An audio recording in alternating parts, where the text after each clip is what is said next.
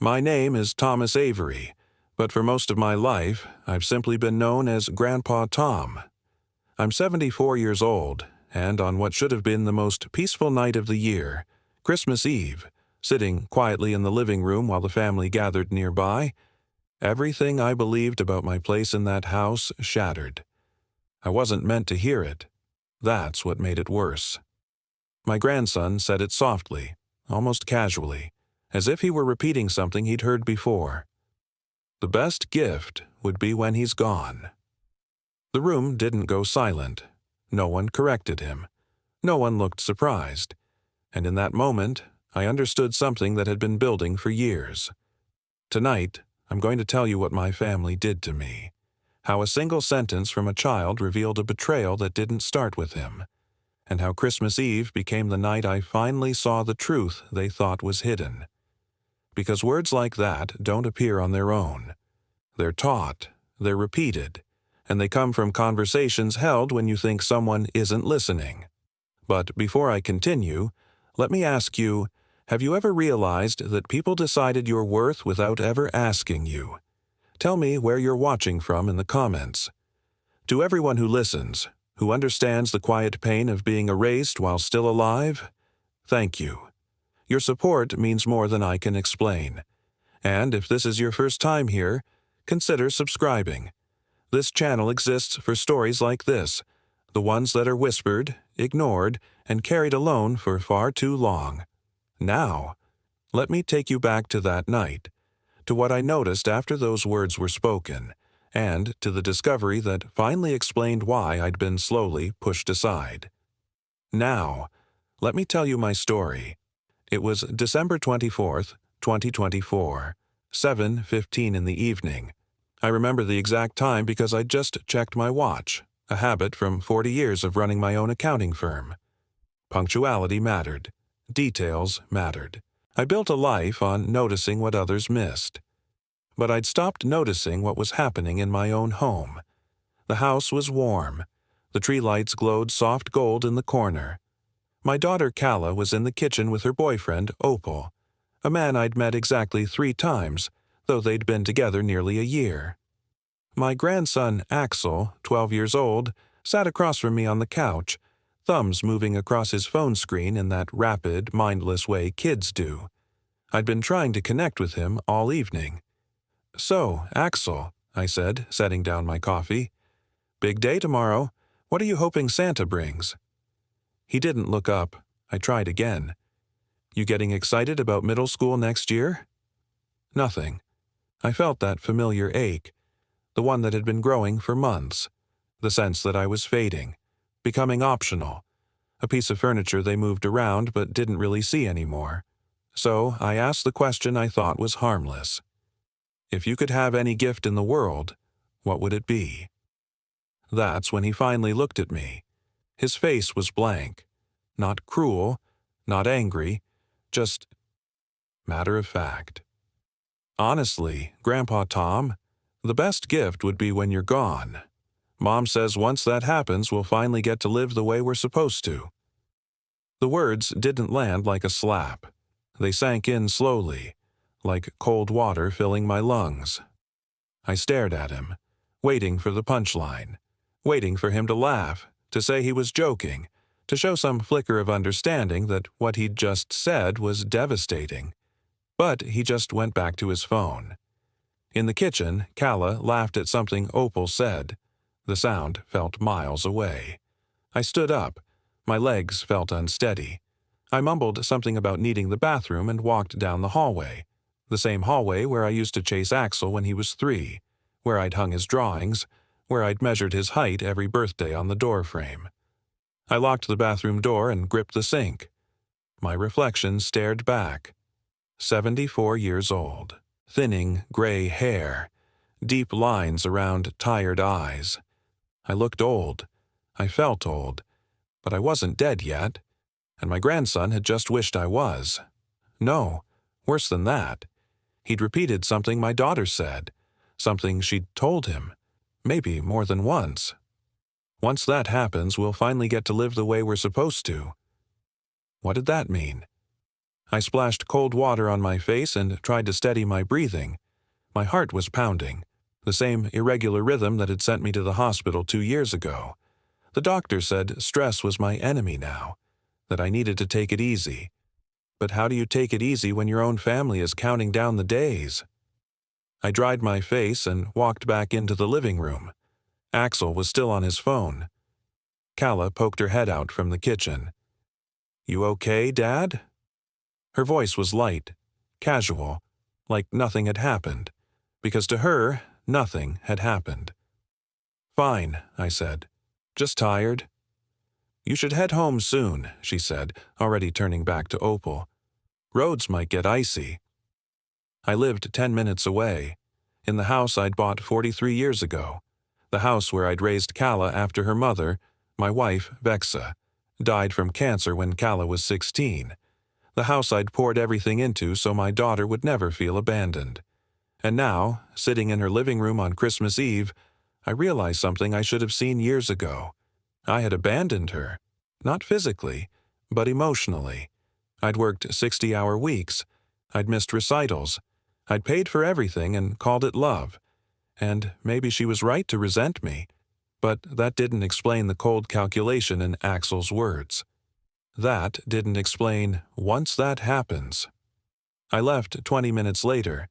Calla hugged me at the door, quick, obligatory. Axel waved without looking up. Opal shook my hand and said, "Merry Christmas, Tom," like we were strangers at a networking event. I drove home in silence, and when I walked into my empty house, I didn't turn on the Christmas lights. I sat in the dark, and I made a decision. I wasn't going to confront anyone, not yet. I wasn't going to cry or collapse or call Calla and beg for an explanation. I was going to find out what was really happening, because if my daughter was waiting for me to die, I needed to know why, and I needed to know what she was planning to do when it finally happened. I didn't sleep Christmas Eve. I lay in bed, staring at the ceiling, replaying Axel's words over and over, searching for another explanation. Maybe I'd misheard him. Maybe he didn't mean it the way it sounded. But I knew better. By 6 a.m. Christmas morning, I was sitting at my kitchen table with a notepad and a pen, old habits from decades of balancing books and tracking discrepancies. I started writing down everything I'd noticed over the past year. Small things, things I'd dismissed at the time. Calla asking if I'd updated my will. Calla suggesting I add her name to my bank accounts just in case something happens. Calla introducing me to a financial advisor I never asked for, a man named Holt, who'd called me twice to schedule meetings I kept postponing. Opal moving in with Calla 6 months ago, right around the time she started talking about investment opportunities and securing Axel's future. I wrote it all down, and then I did something I never thought I'd do. I called a private investigator. His name was Cruz. I found him online, former NYPD detective, now running a small firm out of Stamford. His website was plain, no nonsense. Discreet investigations, family matters, asset protection. I dialed the number at 9 a.m., right after the holiday voicemail clicked off. He answered on the second ring. "Cruz Investigations." His voice was rough, direct, no pleasantries. "My name is Thomas Avery," I said. "I need help with a family situation." There was a pause. Then, "Go on." I told him everything. The comment from Axel, the strange behavior from Calla, the financial advisor, the boyfriend I barely knew. Cruz listened without interrupting. When I finished, he said, "You think your daughter is planning something?" It wasn't a question.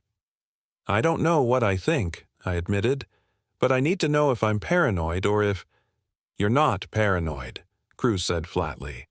"I've seen this before, more often than you'd think. How much access does she have to your accounts?" "I gave her power of attorney 2 years ago, after my heart attack, in case something happened and I couldn't make decisions."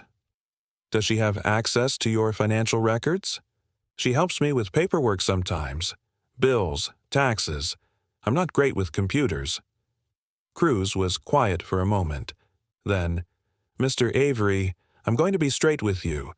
If your daughter has power of attorney and access to your accounts, she can do a lot of damage before you even realize it's happening. And if she's working with a boyfriend who knows how to manipulate the system, you could be looking at financial elder abuse." The words hit me like a punch. "I don't want to believe that," I said quietly. "I understand, but you called me for a reason. Let me do some digging. I'll check her financial activity, cross-reference with public records, see if there's anything that raises red flags. Give me 3 days. How much will this cost?" "For now, nothing. If I find something, we'll talk. If I don't, you'll owe me a cup of coffee and an apology for wasting my time." I almost laughed. Almost. "Thank you," I said. "Don't thank me yet." He hung up. I sat there holding the phone, feeling like I'd just crossed a line I couldn't uncross. I was investigating my own daughter, but what choice did I have? 3 days later, Cruz called back. "We need to meet," he said, "in person." My stomach dropped. "You found something?" "Yeah, and you're not going to like it." We met at a diner off I-95. Cruz was in his 50s, graying beard, sharp eyes. He slid a manila folder across the table without preamble.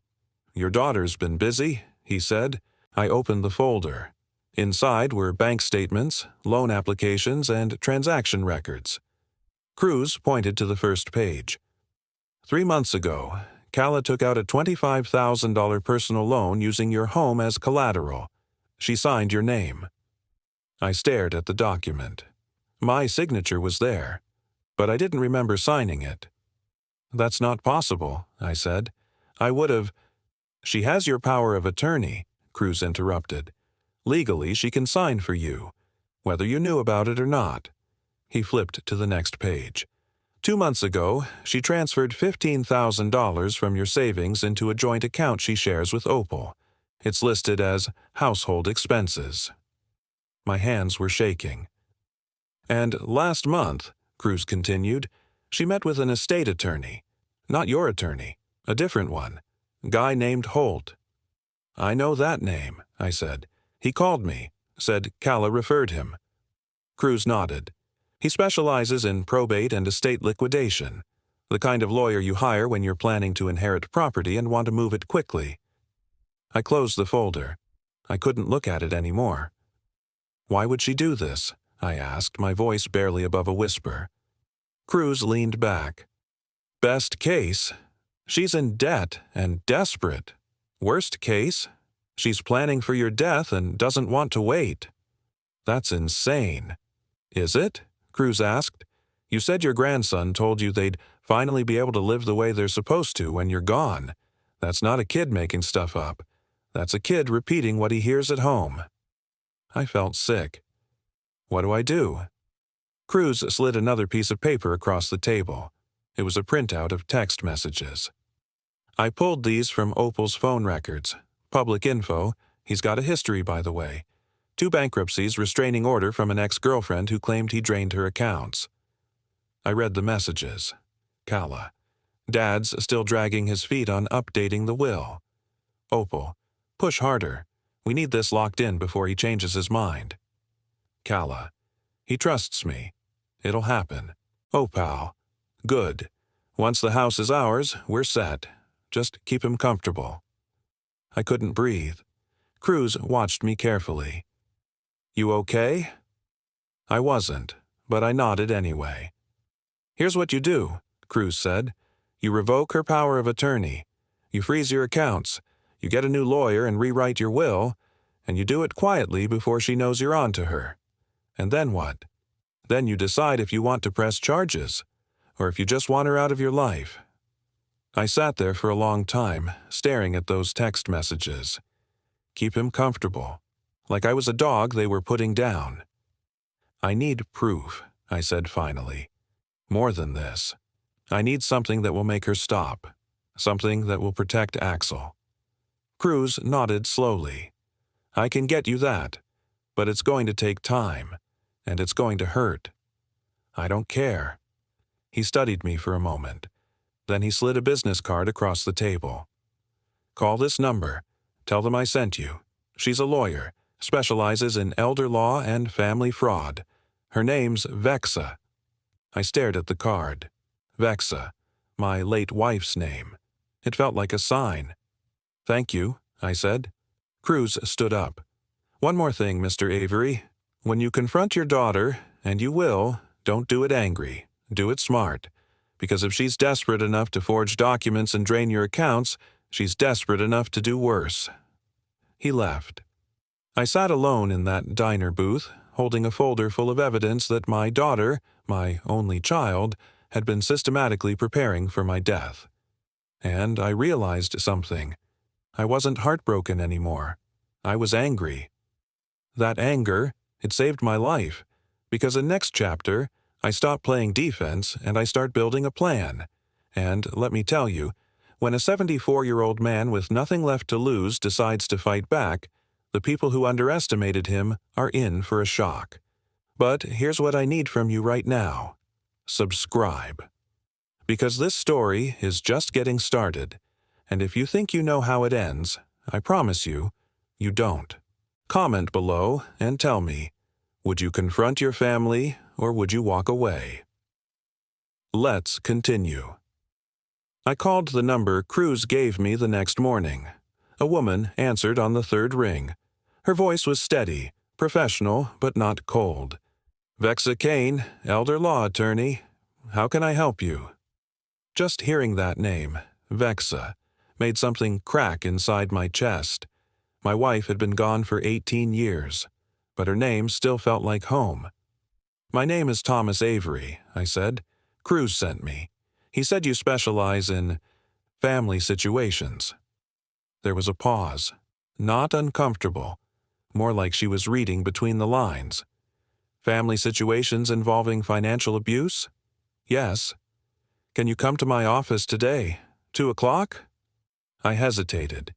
It was December 26th, day after Christmas. Most offices were closed. "You're working today?"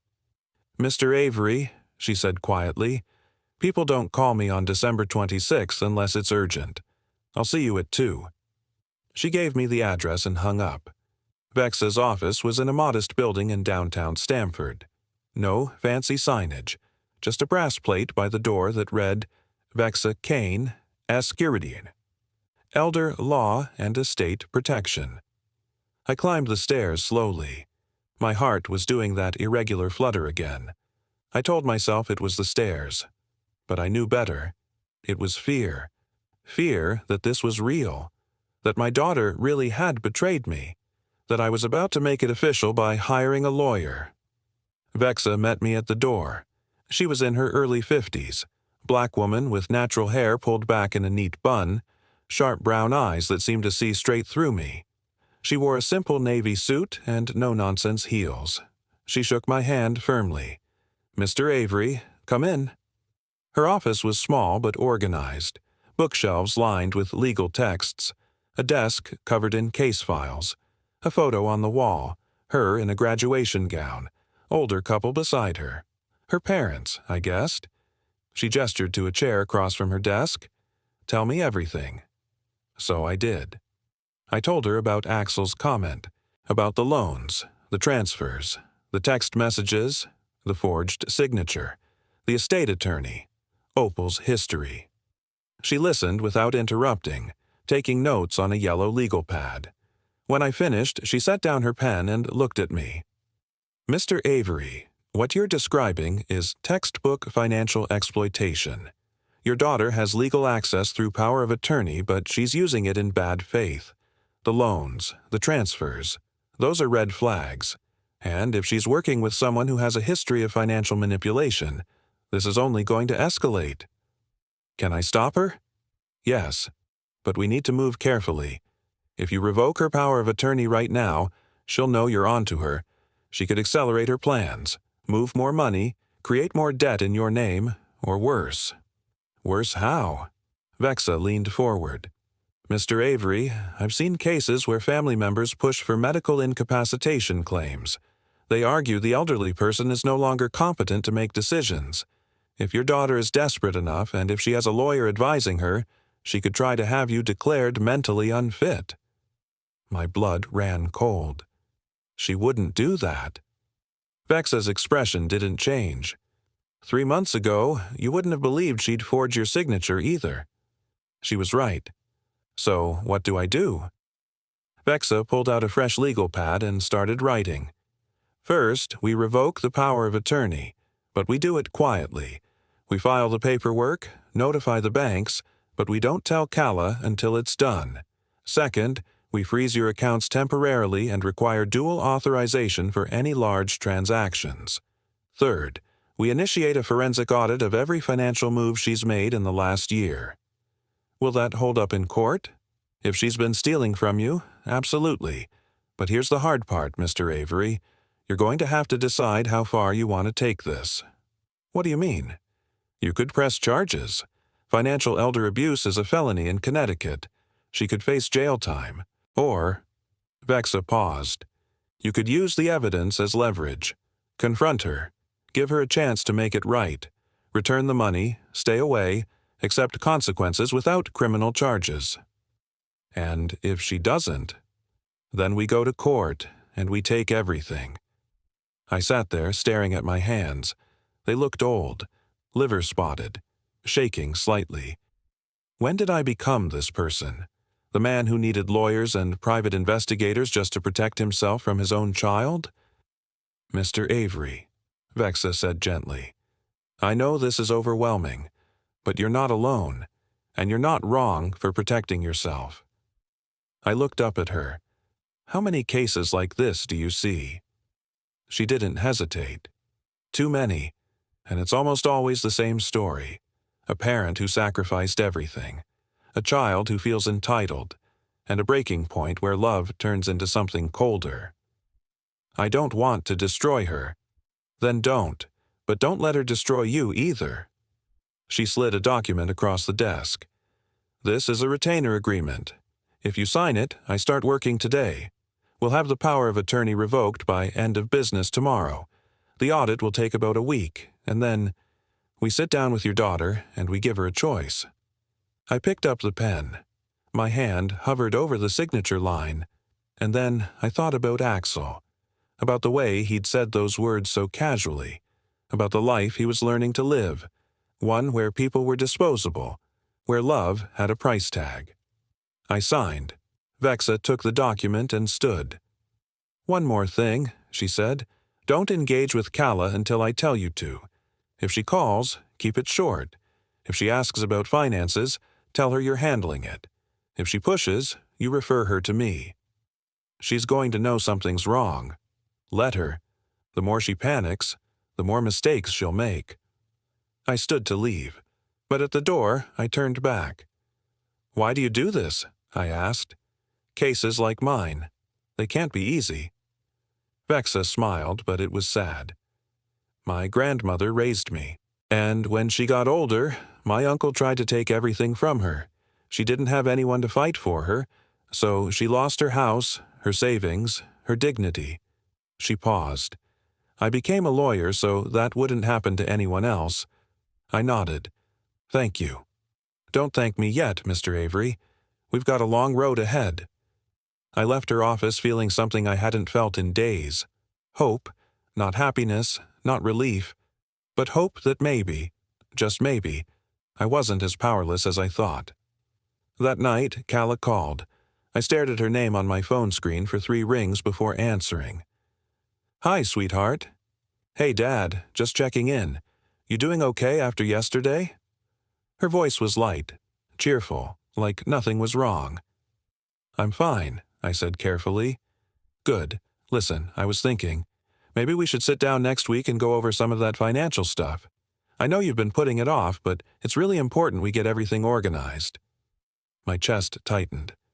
Actually, I've got it handled. A pause. What do you mean? I mean, I've been working with someone, getting things in order. Who? A lawyer, just making sure everything's up to date. The silence on the other end was sharp. Dad, you should have told me. I could have helped. I know, but I wanted to handle this myself.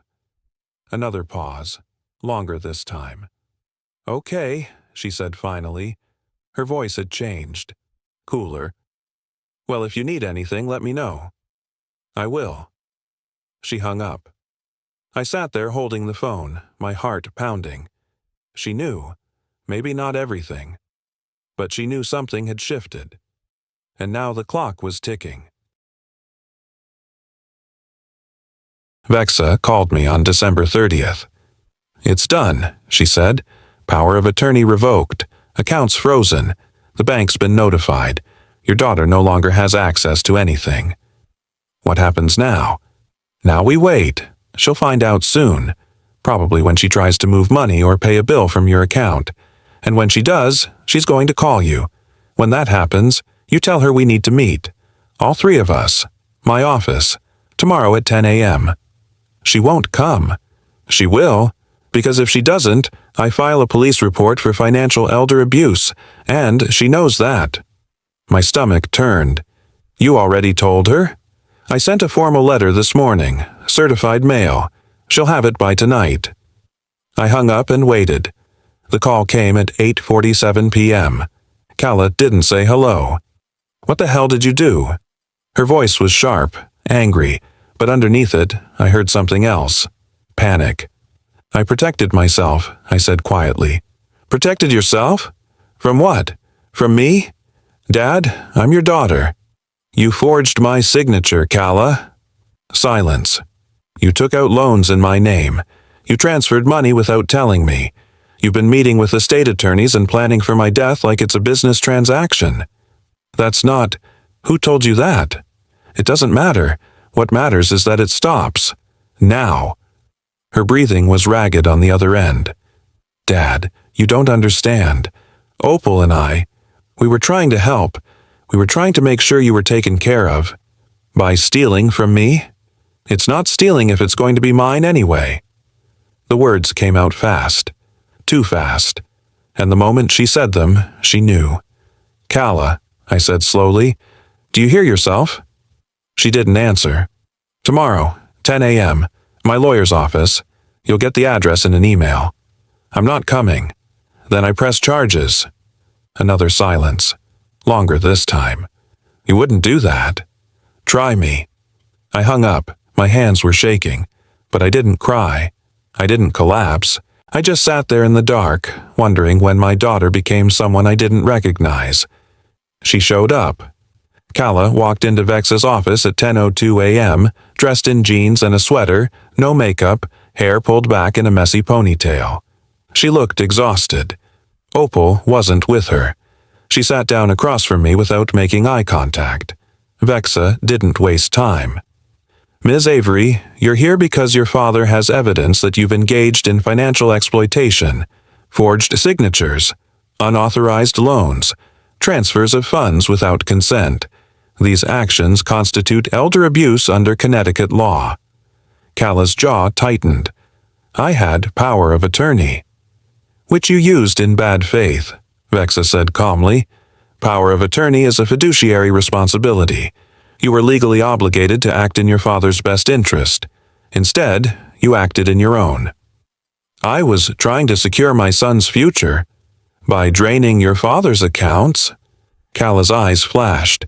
He doesn't need the money. He lives alone in that house. He doesn't travel. He doesn't do anything. That's not your decision to make. Calla looked at me for the first time. Dad, please. You know I wouldn't hurt you. Opal just... He had some ideas and I thought... You thought what? I asked quietly. That I'd die soon and it wouldn't matter? Her face crumpled. That's not fair. Isn't it? I leaned forward. Your son told me, on Christmas Eve, that the best gift would be when I'm gone. He said you told him that once I'm dead, you'd finally be able to live the way you're supposed to. Did you say that, Calla? She didn't answer. Did you? I was frustrated, she shouted. I was venting. I didn't think he'd... Repeat it to my face? She looked away. Vexa slid a folder across the table. This is a full accounting of every transaction you've made using your father's accounts over the past year. It totals $43,000. You have two options. Option 1. You return every penny within 90 days. You relinquish all future claims to your father's estate. and you sign a legally binding agreement that you will have no further financial involvement in his life. In exchange, he will not press charges. Calla stared at the folder. And option 2? We go to court. You face felony charges, and your son watches his mother go to prison. Calla's hands started shaking. I don't have $43,000. Then you sell whatever you bought with it. You take out a loan. You figure it out. I can't.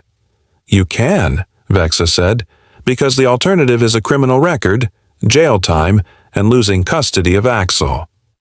Calla looked at me, really looked at me, and for the first time, I saw something other than entitlement. I saw fear. Dad, please, I made a mistake. I know I did, but I'm your daughter. I'm all you have left. And that was the moment I almost broke, because she was right. She was all I had. But I thought about Axel, about the lessons he was learning, about the man he'd become if I let this go.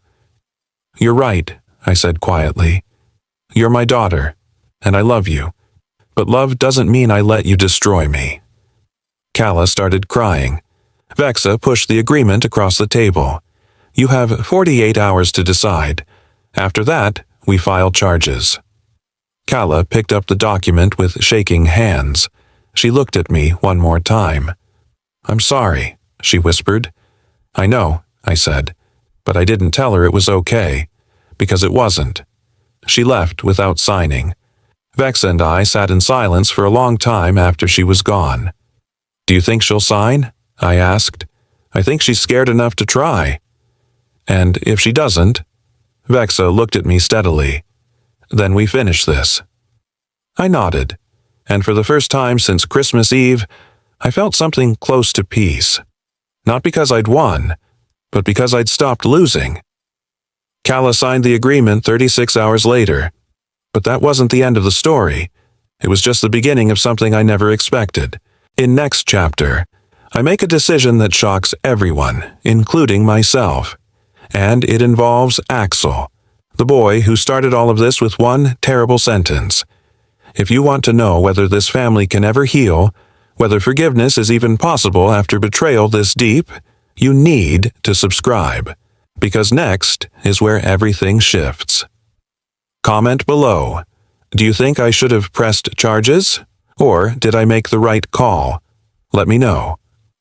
Calla signed the agreement on January 1st, 2025, New Year's Day. She came to Vexa's office alone, eyes red, hands shaking as she put pen to paper. She agreed to repay the $43,000 in monthly installments. She relinquished all claims to my estate. She accepted that our relationship, whatever was left of it, would exist only on my terms now. She didn't say a word to me, just signed, stood up, and left. Vexa watched her go, then turned to me. How do you feel? I didn't know how to answer that. Relieved, vindicated, heartbroken. All of the above. None of the above. Empty, I said finally. Vexa nodded slowly. That's normal. Winning doesn't always feel like winning when it's family. I went home that afternoon and sat in my living room, staring at the dark Christmas tree I still hadn't taken down. The lights weren't plugged in. The ornaments hung like dead weight. I should have felt something. Victory, closure, peace. But all I felt was the silence. And then my phone rang. Unknown number. I almost didn't answer, but something made me pick up. Hello? Grandpa Tom? My heart stopped. It was Axel. Axel, where are you calling from? My friend's phone. Mom took mine away. His voice was small, scared. Can I ask you something? Of course. A long pause. I could hear him breathing. Did I get Mom in trouble? The question hit me like a freight train. No, buddy, you didn't. She's been crying a lot, and she told me we have to move, and that it's because of what I said to you on Christmas. Oh, God. Axel, listen to me. None of this is your fault. Do you understand? You didn't do anything wrong. But I said that thing. About the gift. About when you're gone. I know. I didn't mean it. His voice cracked. I was just repeating what I heard. Opal used to say stuff like that all the time, and Mom never told him to stop, so I thought it was okay. I closed my eyes. This 12-year-old boy had been living in a house where adults casually talked about my death like it was a business opportunity, and he thought that was normal. "Axel," I said carefully, "can I come see you?" "Mom said you're not allowed to." "I don't care what your mom said. I want to see you. Can you meet me somewhere? Just for a little while?" Another pause. "There's a park near my house. I could go there after school tomorrow." "What time?" 3:30. "I'll be there." I arrived at the park at 3:15 p.m. It was cold. Gray January sky, empty playground, a few bare trees swaying in the wind. Axel showed up at 3:32, backpack slung over one shoulder, hands shoved in his pockets. He looked so much older than 12. I stood up from the bench as he approached. We stared at each other for a moment, and then he said, "I'm really sorry, Grandpa." I pulled him into a hug. He didn't resist, just stood there, stiff at first, and then, slowly, his arms came up around me. We stood like that for a long time. When we finally sat down on the bench, I asked him the question I'd been afraid to ask. "Axel, what's been going on at home?" He looked down at his sneakers. "Mom's been weird for a while, ever since Opal moved in. He was always talking about money, about how we deserved more, about how you were holding us back." "Holding you back? How?" "He said you had a big house and a lot of savings, and that when you died, we'd be able to do things, like travel, or get a better place. He made it sound like it was something to look forward to." My jaw clenched. "And your mom, what did she say?" Axel hesitated. At first, she told him to stop, but then, I don't know, she started agreeing. She talked about how hard it was raising me alone, how she didn't have help, how you were always busy when she was growing up, and now she was stuck taking care of everything. "Did she ever say she wanted me gone?" He looked up at me, eyes shining. "Not like that, but she'd say things like, 'Once we don't have to worry about Dad anymore, things will be easier.' And I thought she just meant, when you were older, when you didn't need help. I didn't think she meant—" He stopped, swallowed hard. "I didn't think she wanted you to die." "Axel, look at me." He did. "Your mom made some really bad choices, and I'm angry at her. But I don't think she wanted me dead. I think she got desperate, and desperate people convince themselves that terrible things are okay." "Is that why you're not talking to her anymore?" "I'm protecting myself, and honestly, I'm protecting you too." "From what?" "From learning that it's okay to use people, that family is just something you wait to inherit from." Axel looked away. "Opal's gone. Mom kicked him out." "Good. She cries a lot now. She says she ruined everything." I didn't know what to say to that. Part of me wanted to tell him she deserved it, that actions have consequences. But he was 12, and he was scared, and he didn't need more anger. "Axel," I said quietly, "I need you to know something. I love you. I always have. And nothing, your mom did changes that. But I also need you to understand that what happened wasn't okay, and it's going to take time for me to trust her again." "Do you think you ever will?" "I don't know." He nodded slowly. "Can I still see you?" "Of course, as much as you want." "Even if Mom says no?" I paused. Legally, Calla still had custody. She could keep him from me if she wanted, but I wasn't going to tell him that. "We'll figure it out," I said. He nodded again. Then, quietly, "I really am sorry, Grandpa." "I know, buddy. I know." We sat there in the cold for another 20 minutes, not saying much, just being together. And when he finally had to leave, he hugged me again. Tighter this time. "I love you, Grandpa Tom." "I love you too." I watched him walk away, backpack bouncing, hands back in his pockets. And I realized something. I didn't just want revenge on Calla. I didn't just want my money back. I wanted my grandson to grow up knowing that love isn't transactional, that family isn't a business deal, that people, real people, are worth more than what they leave behind. And if that meant rebuilding from scratch, then that's what I'd do. That night, I called Vexa. I want to set up a trust for Axel, I said. Something Calla can't touch. Something that will be there for him when he turns 18. For college. For his future. That's a good idea, Vexa said. But you know it'll complicate things with your daughter. I don't care. She made her choices. This is mine. All right, I'll draft the paperwork. One more thing, I said. I want to see him regularly. Supervised if necessary. But I'm not losing my grandson because his mother made mistakes. We can petition for grandparent visitation rights. It's not guaranteed, but given the circumstances, I think we have a strong case. Do it. I hung up, and for the first time since Christmas Eve, I felt like I wasn't just protecting myself. I was protecting something worth saving.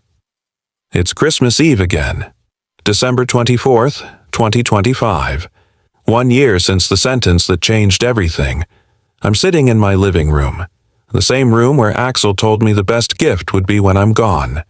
But tonight, the house feels different. The tree is lit. There are cookies on the counter. And for the first time in a long time, I'm not alone.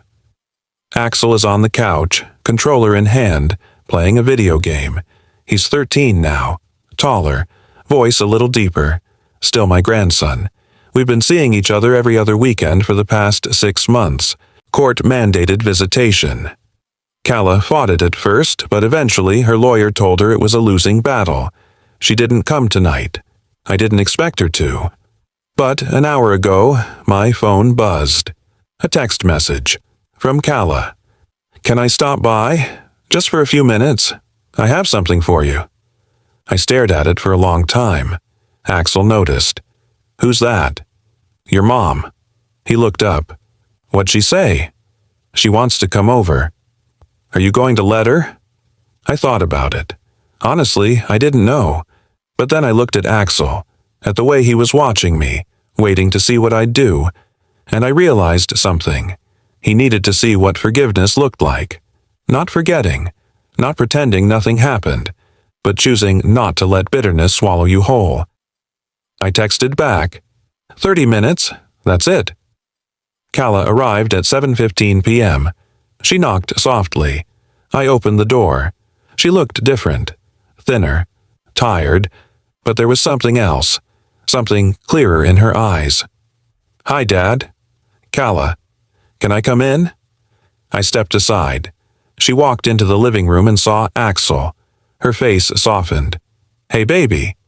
Hi, Mom. She turned back to me. I know you said 30 minutes. I won't take long. She reached into her bag and pulled out an envelope. I wanted to give you this. I took it, opened it. Inside was a check for $43,000. I sold my car, she said quietly. Took out a loan for the rest, but it's all there, every penny. I stared at the check. You didn't have to do this all at once. Yes, I did. Her voice cracked. Because I needed you to know that I understand what I did, that I'm not making excuses, that I'm... She took a shaky breath. That I'm sorry. I didn't say anything. I've been in therapy, she continued, 3 times a week, and I've been working, 2 jobs, trying to get back on my feet. I'm not asking for forgiveness, Dad. I know I don't deserve it, but I needed you to know that I'm trying. I looked at Axel. He was watching us carefully, and I made a decision. Sit down, I said. Calla blinked. What? Sit. We need to talk. She sat. I sat across from her. Calla, what you did almost destroyed me. Not just financially, emotionally. You made me feel like my only value was what I'd leave behind when I died. Her eyes filled with tears. I know. But I've been thinking a lot this past year about why you did it, about the ways I failed you. Dad, you didn't. I did. I held up a hand. I wasn't there when you needed me. I worked too much. I thought providing meant loving, And when your mother died, I shut down. I didn't know how to be both parents. So I just kept working. Calla wiped her eyes. That doesn't excuse what I did. No, it doesn't. But it explains some of it. And I think we both made mistakes. She looked up at me, surprised. I'm not giving you everything back, I said carefully. The trust for Axel stays. The boundaries stay. But I'm willing to try, slowly, to rebuild something. Why? I glanced at Axel. Because he's watching. And I don't want him to grow up thinking that one mistake defines you forever. I want him to see that people can change, that families can heal, even when it's hard. Calla started crying. Not quiet tears. Real, shaking sobs. Axel got up and sat next to her, put his arm around her shoulders. And I sat there, watching my broken family try to piece itself back together. It wasn't perfect. It wasn't even close, but it was something. Calla left an hour later. Before she went, she hugged me.